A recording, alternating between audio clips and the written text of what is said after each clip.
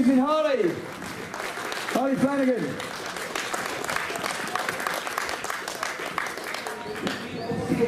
So how you doing, bro? Thank you for that warm welcome. How you doing, man? I'm doing great. How was the trip up to Blackpool? Where did you come from? You've been playing last night. Bro, let's cut straight to the fucking real shit, man. Yo, the tour's going great, but check this shit out. Fucking, what was it, 7, 8 days ago? My fucking drummer we had to fucking take him to the hospital after a tour in Italy, right? Motherfucker's heart stopped for 4.5 fucking minutes. And do you know that motherfucker came back and did the show fucking 6 days later? Wow. So then, man, so fucking don't ask me about the tour because I can't even get past that shit. Like, I mean, the tour's been nuts. We just did like 60-something shows. It started off with The Exploited in the States, who I fucking, Waddy, my motherfucking man, love The Exploited. And just, you know, to set the record straight, in my opinion, this fucking festival wouldn't even be happening if these motherfuckers didn't say punk's not dead, because a lot of motherfuckers thought it was, and some of us chose to believe otherwise. Yeah, right.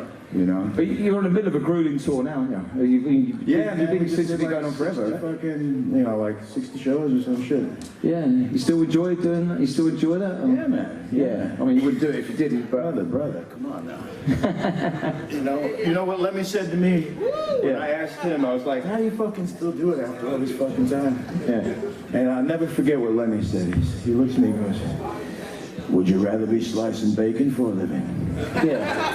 I mean, it's the best job in the world. It's the best job in the world, yeah? Well, no, it's grueling. It sucks. It absolutely sucks being on tour, but playing is great. Yeah. And life is great, so you got to do what you love, and I love playing music, so I put up with the fucking relentless tour schedule and the no sleep and the endless fucking bullshit just so that I can explode for about an hour. Yeah. Because that like keeps me from, you know, murdering people and shit like that. I mean, is it still a release for you, or is it something you have to do? You did not understand what I just said. I mean, is it in your soul? Is it in your soul? Bro, fuck, look, man. You read this fucking thing, right? Nah. Okay, well then you get some body. You read it. Come I'm joking. Sit down. Look, man. For all you fucking punk rock motherfuckers, okay? I was there when the fucking, you know, I was hanging out with Johnny Thunders back when all you people over here were getting inspired by him. I was hanging out with the Ramones. The Ramones went to fucking high school with my aunt. I met the Clash the first time they came to New York, and I still speak to Chris Stein from Blondie like every other fucking, at least every other month. I mean, you know, I'm definitely Generation 1. Yeah. And so, you know, so it's kind of funny when people ask me about hardcore and New York hardcore. I'm like, fuck New York hardcore. That was the shit I took in the 80s. That was just... Well, a lot of people know that you started, how young, you always... I've been on tour since 1977. Exactly, yeah. Okay, back when, how many people here like Merciful Fate? Come on, you could admit it. I know you're punk rock, but come on. Yeah. Okay, well, Hank Sherman, he used to be in a punk band called the Brats back in the 70s. I was, my first tour, I played shows with them. Yeah. And, yeah, man, I've been touring since fucking 1977. Top that, motherfuckers. Yeah. I mean, what I was trying to say before was, I mean, your childhood and the way you brought up wasn't an easy one, or even a conventional one in any way whatsoever. I mean, no, it was actually completely fucked up, you know. Yeah. And that's like, so I have really mixed feelings about all this shit, like this, because people think I lived this like charmed life or whatever the fuck, because I met a lot of cool people, influential people, whatever. Your fucking Andy Warhols and your This Is a Nashville and anything. Yeah, Joe Strummer, he was fucking great. Mick Jones was a fucking great guy. The whole band was fucking. Such a cool bunch of motherfuckers, man. Yeah. You know, like they actually are the reason that I take the time to fucking take selfies with just about every motherfucker that drives me insane. Because they fucking treated me so well. Like, I'll just tell you this for those of you, I'm sure most of you never met Clash, but I will tell you this, those guys, they treated me so fucking well. I mean, I was just a fucking 12-year-old little fuck. You know, I turned 13 that same, like, week, and, like, you know, I mean, they were definitely, like, kind of, like, the fact that I was a 12-year-old punk rocker, they felt was kind of cool, because I was, like, younger than Degenerate, and they were like, oh, fuck, you know? I mean, I don't even, was he even in the band yet? What? Yeah, I guess so. But was that the first band? Because I thought, when I was reading, because I've read the book, by the way, well, you discovered punk rock in Denmark when your mum took you over to Denmark. Well, no, what happened, I was living, my dad was in jail, right? And he got out and he was kind of stalking my mom and shit. And she was already going out with this other fucking dope dealer, like this heroin dealer who fucking moved to Denmark. Like, it brought, like, my life was pretty fucked up. Like, check, my mom was a stripper. So I like, and so like when she would take me to work, it was really kind of awkward, you know? It's like in the front they're selling dildos and shit, in the back your mom's grinding, and you know, and then, so like, and then, you know, my dad was a pretty bad dope fiend and like pretty much a B&E artist, you know? And then so I was like, she split to Denmark to escape my father, and she went to a record store in London while I was in Denmark with my stepdad. Oh, baby. Baby! And she went into a record store and she asked the guy, so what are the kids listening to right now? Like, what's currently the shit that's happening? And he gave her a stack of Stiff records and some singles, and the Damned's first album, the Clash's first album, and of course Nevermind the Bollocks. And I think the Dead Boys, Young, Loud, and Snotty. So those were the first 4 albums I had. And then there was like a stack of, you know, Sex and Drugs and Rock and Roll and all the damned Stiff records. Yeah. But even back then, like, for those of you, and I see some of you out there are my age. That's usually not the fucking case anymore. You know, back then you'd get anything that was even remotely a little bit weird just because it was not pop music. Like, so I wanted, you know, it was like Nick Lowe and Reckless Eric and all this other bullshit that I'm not even like hugely a fan of now, but like still in hindsight, you know, all that shit was, you know. I mean, it was more the English, the British punk. I actually got yeah, I was, you know, I mean, some people are gonna hate me for this, but I actually liked the British shit better in the old days. Like, I mean, I like the Ramones. I love them now, but back then, excuse me, it was kind of too much Sha-Na-Na. You ever see that? Yeah. It was like kind of like if Sha-Na-Na met like the Beach Boys at Rockaway Beach instead of like Venice or wherever they were fucking from out there. Yeah. So it was like, it was kind of, you know, they were just kind of like really simplified rock and roll with street clothes. I mean, so music with an edge appealed to you really early. Well, yeah, because like at that time, for those of you who remember, you know, shit like ABBA was big.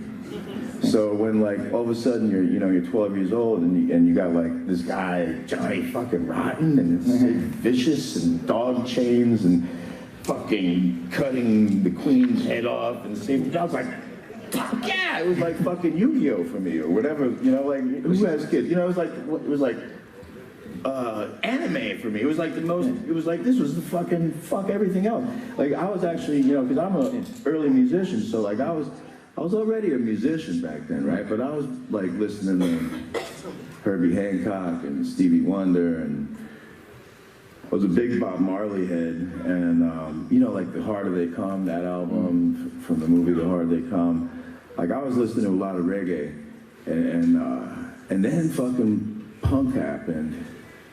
And that just like, I would have probably been a funk or a jazz dude. Like I was funky like a motherfucker. And then all of a sudden the Sex Pistols came and just fucked my whole shit up. And I know a lot of people don't like Johnny Rotten anymore, but fuck all y'all. None of us would be who we were today without that motherfucker and them. So I don't give a fuck. When I saw that motherfucker out in LA, I gave him a big kiss and I said, motherfucker, I don't give a fuck if you're a trumper. I still love you. Your music changed my life, you fuck. He played with Public Image back in 2012, and on stage he actually came out. I think he came out He came out. No, he came out on stage. He came out on stage. And someone threw a pint of beer at him, and he just said, "Oi, none of you would be here if I wasn't. It wasn't for No, me." you know what? A lot of people like to talk shit about him now Yeah. and about them and whatever, and it's like, yo, man, fuck you. That was actually one of the best rock and roll albums ever, probably. And if you disagree with me, fuck you. That's your choice. Still sounds like now. It still fucking stands. I mean, when you're young, especially, I mean, you were very young, but excitement is quite a important and strong emotion, isn't it? And it seems a trivial emotion to some people now, but excitement is everything, isn't it? Yeah, Was it? man, that's why I'm still playing fucking music. That's Exactly. why I'm out on tour, even though I fucking hate everything about it. Yeah. Because for that fucking 1 hour that I get to fucking like tear my soul out of my chest and throw it in fucking people's faces, that's like the only hour of my fucking 24 that isn't like, you know, it's like, I mean, my life is pretty good now, you know. I'm not gonna fucking bullshit. You know, I was like, you know, me and my mom were like hitchhiking and living in fucking crash pads and all that dirty, grimy, hippie bullshit that led to us living in squats and you know, that's why for me, when I moved out of my house was a 1-bedroom apartment with a bathtub in the kitchen, right? I moved out when I was like going on 15. And so staying in a burnt out building with no electricity and no water was not really a big fucking deal because my mom had already kind of wired me for that type of life. Like, you know, it's kind of fucked up, you know. So actually when I see people getting their kids all involved with the music, I have mixed feelings about it. I actually don't know if I like it or not because like, you know, because I feel like it really fucked my life up a lot in a lot of ways. I mean, because, you know, this is just my opinion, you know. You surround children with adult shit and adult lifestyle and adult madness. I mean, I'm fucking 12 years old at Max's, and there's like, you know, people fucking getting blowjobs under the table, Johnny Thunder's staggering around with a needle in his fucking arm, and just like all kinds of shit that, quite honestly, you know, in hindsight, kids shouldn't really be around. I mean, I'm like fucking 12 years old getting my dick sucked by like 20-year-old strippers in the bathroom. Now that sounds cool, but it's fucking not, you know?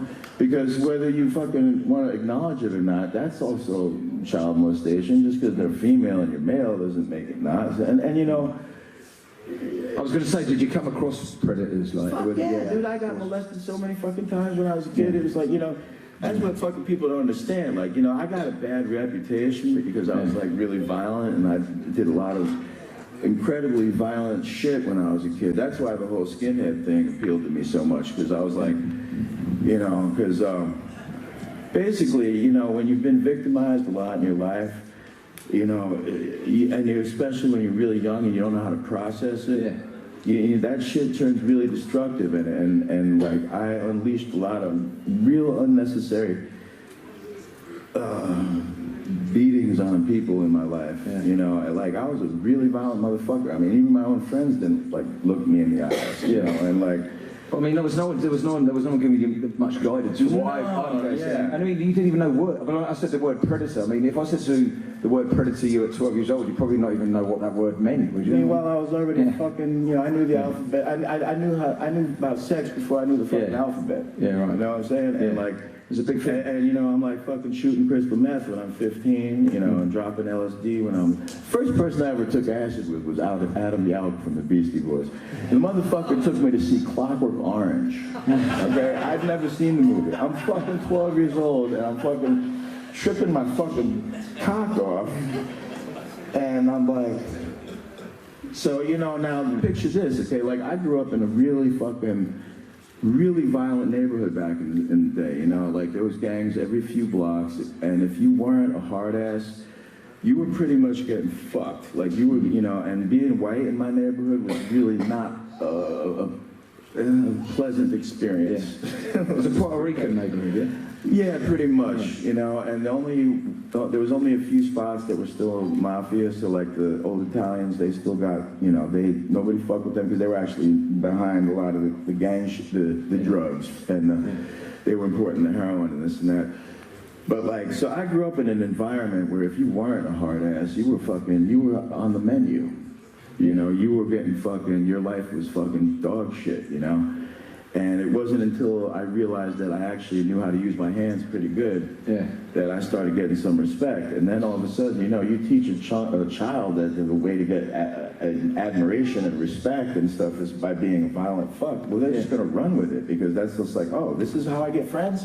What, motherfucker? You know, it's like, I turned into a real fucking, you know, not someone that I would like.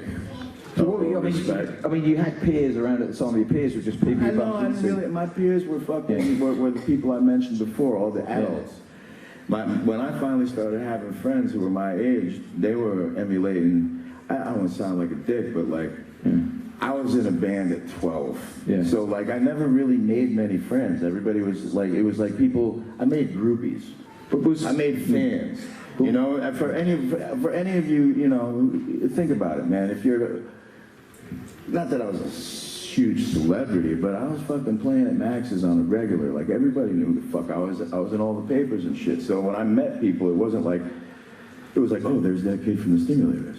It was never just like, I never met people on like an even, you know what, I actually didn't feel like I ever fucking had actual real friends until I started training jiu-jitsu. Because in like 96, when I started getting down, you know, nobody on the mats knew who the fuck I was. My master, Henzo Gracie, he didn't know I was in a fucking band. I didn't tell him. You know, and so it's like, so it's like for the first time in my life, I was meeting people on like an even playing field. Where we're just like two motherfuckers trying to choke the shit out of each other. Hey, what's up? You know? And he would come back, and he would come from different countries. He came back and he goes, I never knew you were in a band. Everybody I meet is like, you train this guy, Harley Flanagan. I'm like, you know. What about you call it Aunt Denise, yeah? Oh yeah, my aunt. Oh yeah, by the way, shout out to the ladies who were up here before, man. Woo! These people, man, yo, my aunt was fucking such a badass, man. She was, you know, the guitarist for the Stimulators and really one of the most influential women on the punk scene in New York because she could play. You know, a lot of people were not really musicians in punk. Let's just face it. But she, you know, she could play her ass off. You know, she used to jam with like Link Ray. Some of you must know who the fuck he is. You know, she's a badass. Yeah, right. And so, yeah. She a positive influence on you? Well, you know.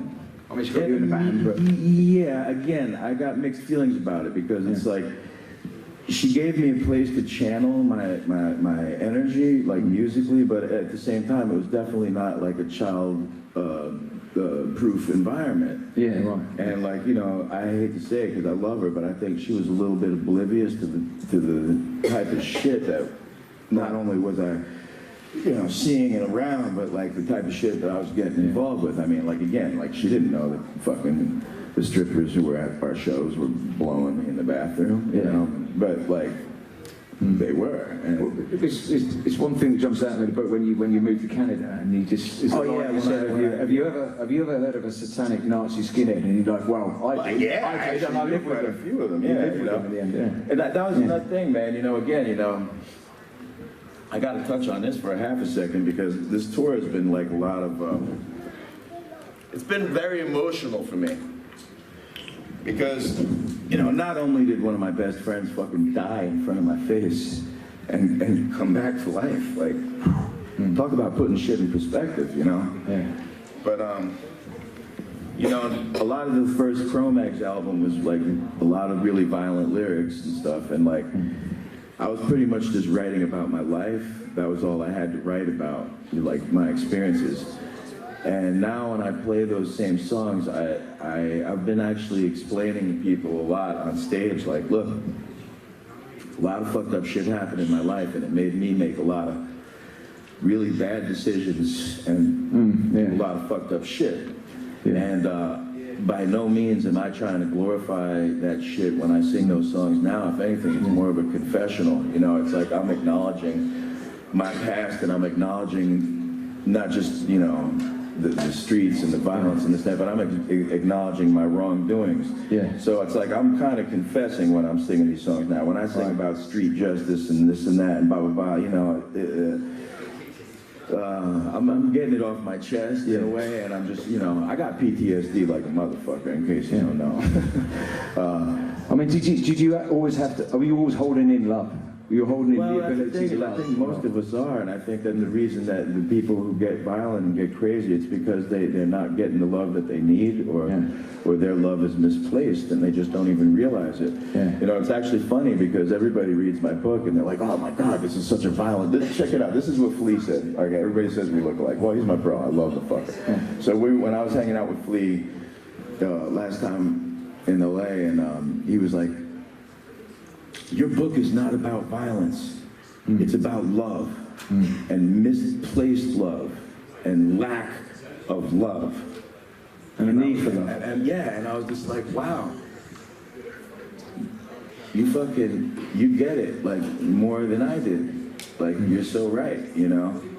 Yeah. Because, you know, my mom loved me, and my aunt loved me, my family loved me, but there was a lot of neglect as far as, you know, Yeah, but if you write a song, you want people to love it. Yeah, you want people to show. No, I mean, not love it as in that was a great song, like a pop record, but feel the love that's coming in, connect with it, and I can feel the emotion from that. I understand, and then say, wow, you've held that. Have you had people come up to you and say, you've saved me by fucking? Bro, I had a lot of people, man. I had, and actually, what really fucked me up was. I don't know how many people know this guy, Jocko Willink. I did one of his podcasts. He's one of the highest decorated Navy SEALs in America, right? And when he's actually the person who told me that I had PTSD. So when a fucking Navy SEAL says, you have PTSD, you gotta think, well, maybe I do. He told me that my music got him through some of the hardest parts of his life. Wow. And a lot of, believe it or not, a lot of people have said that. And it's very moving because I've always felt really guilty, like, you know, like I led a lot of people down like a road of just violence and self-destructive behavior. Like even my guitarist, Dominic, you know, he's like, you fucked up my life. Because he became a skinhead because of me. And you know, I mean, I don't know. I know a lot of people are like, skinhead, working class. You know, yeah. Let's just get real. This shit was about fucking Clockwork Orange, fucking stomping the shit out of motherfuckers. And like, for me, again, you know, for all the old school punk rockers, I'm sure you remember that, you know, if you were a punk rocker, you were probably getting jumped. You know, if you walked around with a mohawk or you looked freaky, like half the people who walk around looking freaky now don't even realize that we all got our asses kicked so that they could get away with looking kind of freaky. So when I fucking toured Ireland in 1980 and got to see some, you know, because I grew up in a neighborhood where like white people got fucked with. Like we were the minority where I lived, and you pretty much were on the bottom of the food chain. Yeah. So when I seen all these crazy ass fucking white boys who were like fighting cops, fighting RUC, fighting motherfucking cops with machine guns and shit, I'm like, these motherfuckers don't give a fuck. I'm fucked. I'm like, yeah, I never felt so Irish before in my life. I was like, fuck yeah! You know, and this fucking dude Ray. So I blame it all on Ray. Ray shaved my head. And he said, teach America about skinheads. And, well, you know. But you sort of, I mean, skinheads, it's always a controversial subject, because you've got two sides. But you know what? Fuck two sides, this, that, the other. We were just the hard asses on the punk rock scene. Yeah. I'm sorry. The Mohicans and everybody else, they got fucked with more. Whitey, I'm not talking to you. But you used to be a fucking skinhead, you don't lie. Don't fucking lie.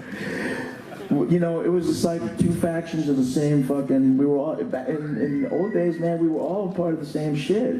Yeah. You know, and it's just like the skinheads were just the ones who fought back. I got tired of getting my ass kicked for looking freaky. I shaved my head, got myself some big boots, and fucking started kicking the fuck out of the world. Yeah. It was just a reaction to what was happening to me. I mean, I couldn't fucking go nowhere without getting jumped and picked on or whatever, so I fucking created my own motherfucking army. I mean, you're the first one to do it, really. I mean, the band is America, man. You know, and my band was never a skinhead band, and you know, I was never all into politics, you know, and shit, you know, people ask me, are you a racist? I said, yeah, I hate the human race. You know, I fucking hate everybody equally, you know. I don't give a fuck. You gotta earn my respect. You don't just get the shit because you're walking on two legs and you could use words. Yeah. You know, fuck you. You know, so. I mean, all through that period, you've made really good friendships. I mean, like, when did you meet Whitey in the 80s? I met this motherfucker on their first New York trip, man, and we've, you know, pretty much been friends ever since. I love this motherfucker, man. Yeah. And, you know, hey, man, you know, it's I got a lot of love, man. People think I got all this hate. I'll tell you, man, people I love them fucking relentlessly. But you still feel like you have to prove this. You have to prove this to people, and you know. You know what, man? I don't have to prove shit to nobody, man. Yeah. When I'm feeling a little uppity, I go to jiu-jitsu and get my fucking ass kicked by bigger, better, younger black belts. And I fuck with my Muay Thai coach, and he beats the piss out of me. And you know what? That's what I do. That and music, playing music, really, that is my therapy, and it's like my place where it's my confessional booth to fucking the world. You know, I know I did a lot of fucked up shit. I made a lot of mistakes, but life is a fucking learning experience. That's why I say I got PTSD like a motherfucker. It's not because I got molested or I got beat up or I got abused. It's because of the fucked up shit that I did to other people. That's the shit that keeps me up at night. And like when I think about you know, it's like there was a time when I would have to go through like a half fucking. Now this is like going, you know, this is all over the past bunch of years where I've started to realize, you know, when I was young, the violence was cool. Man, you know, fucking, it was exciting. But like now, it's like, you know, I think of some of I still have I'm like seeing things in my head right now that I don't want to see. And, but you know, I started fucking seeing a therapist, bro, because I was like, bro, you know, drinking a half a bottle of vodka at night is not fucking gonna help me forget this shit. And now I realize that nothing is gonna help me forget it. The only thing I can do is try to better myself, try to learn from my mistakes, and try to better myself every day. And manage it. Well, you know, I mean, I mean, we're all on a spiritual path through our life, but I mean, you're looking. I mean, what's your spiritual path? Do you have one, or you? Man, you know, my spiritual path is fucking love wins, man. I don't give a fuck what anybody believes or what they don't believe. I don't fucking believe in this religion. I tell you, I don't believe in any religion. You know, I believe in something. I can't even pinpoint what the fuck it is. I know there's something that, you know, drives me and keeps me going when I don't have the strength myself. And I don't, you know, I thought I was a Hare Krishna for a little while. I thought I was I thought I was into the devil for a while. I don't know what the fuck, man. I was just, bro, you know, I was just a young person searching for answers. You know, the reason I fell into the whole religious shit was just because, man, I was living in squats in one of the worst fucking cities of that era when shit was at its worst. I mean, I've seen so many fucking people die. I've seen so much fucking grimy shit, and you have to fucking claw onto fucking some kind of higher power to get me through this because you don't feel like you can. And back then in the 80s, there was no one telling you about mental illness, or there's no one's going on about mental health, or ADHD, or anything like that. No, man, we just dealt with it. Suck it the fuck up and shut the fuck up. Yeah, and that's not a good Deal thing. with it. It just becomes like a casket's ready. Yeah, man, you know, it's like I told my son, man, it's like it took me fucking like 50 years to stop being angry, man. You know, I don't want it to be like that for you, you know? It's like... You know, life is fucked up. It's a brutal fucking shit show, man. That's what life is. It's a brutal shit show. And if you can just learn how to appreciate the good things, you know, then that's really what you got. You know, those good things, you gotta fucking appreciate the fuck out of them. And that's why, like, the people that I love, like this fucking Mohican motherfucker over here, and I don't know if my band members or my son are out here, but like, you know, the people that you love, you know, you just gotta fucking really, like, express your love, man, you know. You found a wonderful woman. Oh, man, she's the fucking queen of my life. Yeah. I actually really feel like, you know, and we're so nothing alike. I mean, it's like I came from the Lower East Side. She came from the Upper East Side. Her family used to be, like, loaded. My family never had shit. She's a fucking lawyer. I'm a fucking 7th grade dropout, you know. She's fucking badass, and I'm just, you know, well, I guess that's the one thing we have in common. I'm a different kind of badass, but I wouldn't want to fuck with her. I actually started teaching her jiu-jitsu for a little while. My boy was like, believe this or not, the fucking bass player from Nickelback is a Cro-Mags fan. He was way back when he was a skater, right? And we became good friends. He said, fuck, I love that. In fact, I'll fucking fight over Nickelback. I don't even know their music, but don't fuck with my boy. boy. So, you know, and he's like, dude, you can't teach her that, man. That's all we have. And you know, like, they're already smarter than us. You know, and I'm like, you're right, man, you know. So, no, man, my wife really helped me get my shit together because, you know, because she's a strong person and she believes me, and you know, you need, a relationship has got to be built on, like, it's not just, you're a team. You know, if you're going to really move through your entire life together, you have to help each other carry the load. You have to be able to fill in each other's blanks. And like, you know, like Henzo said, Master Henzo, I looked at him and I'm like, you know what's wrong with my wife? And he looks at me like, you're looking at it. And he goes, no, my brother, you bring balance to her life. Yeah. So I guess that's where well, you're both probably missing each other like crazy while you're on tour. And she's probably saying the same things about you to her. Oh, are you kidding me? Well, you know what? She did fly over to see us twice on the trip, but it's, you know, I wake up talking to her, and I'm like, oh, it's my son. So I'm like, stop saying that. I love you, honey. Doesn't sound appropriate. Is your son in the band then? No, man, he's selling merch for me. I decided to get that fucking kid off the streets for a minute and put some money in his pocket. I said, come on the road with me, man. Sell some shirts, hang out, roll my joints for me. Yeah. So you dissuaded him from joining the rock and roll band? And... Oh, yeah. Well, that was why I got my kids into MMA and jiu-jitsu when they were little. I was like, no music for you!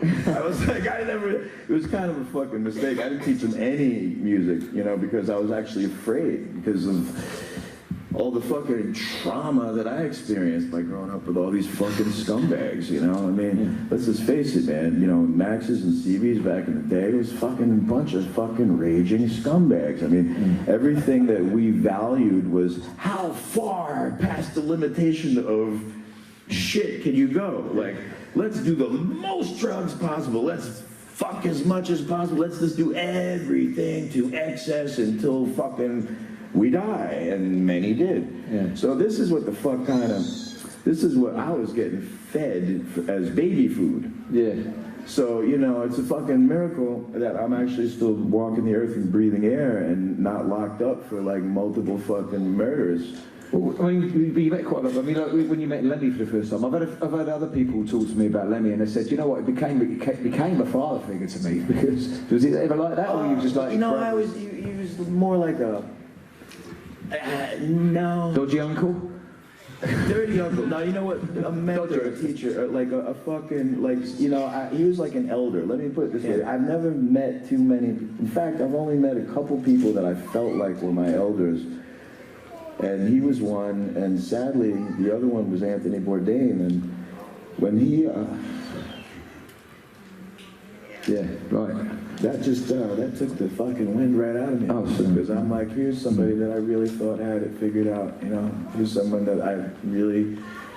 Well, they say only the good die young, or they go early. I don't know. I know a lot of scumbags who died pretty young, but... but he was a fucking good one, you know? Tony, I miss you, bro. Yeah. That's nice. But you're still going to go on for many years. Yeah. When I die, it'll be a surprise. But I'm not dead yet. You know, all the shit that should have killed me, I'll probably stub my toe and die. Like, oh, fuck, done. I need to choke backstage. I need to choke on some raw spaghetti that they had in the don't sleep on anything, bro. That raw spaghetti will get you, man. Yeah.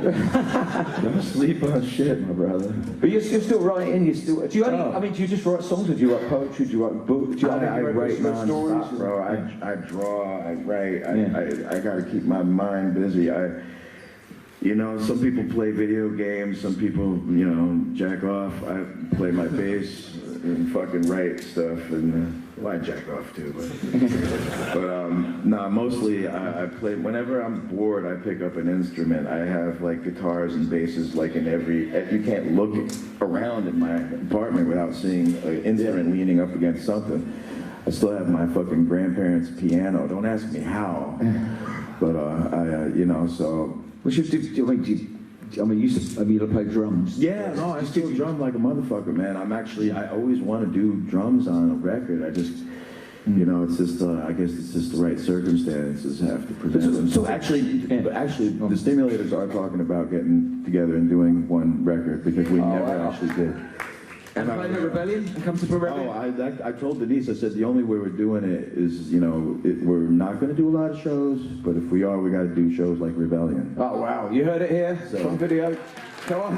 Hopefully we can get this. I figure, you know, we were one of the, you know, the 70s punk bands of New York, and we did never record an album, so it would be kind of fucking sweet if we did manage to bang out one solid record and then come over here and represent for the old days, you know. That'd be great. Yeah, I'd love to do that. And I'm really psyched about playing here tomorrow, man. This is going to be really cool. I got to say, I've never seen so many weird, old-looking people. Like, well, since the 80s? No, we were young back then. This is like some shit out of the Jetsons.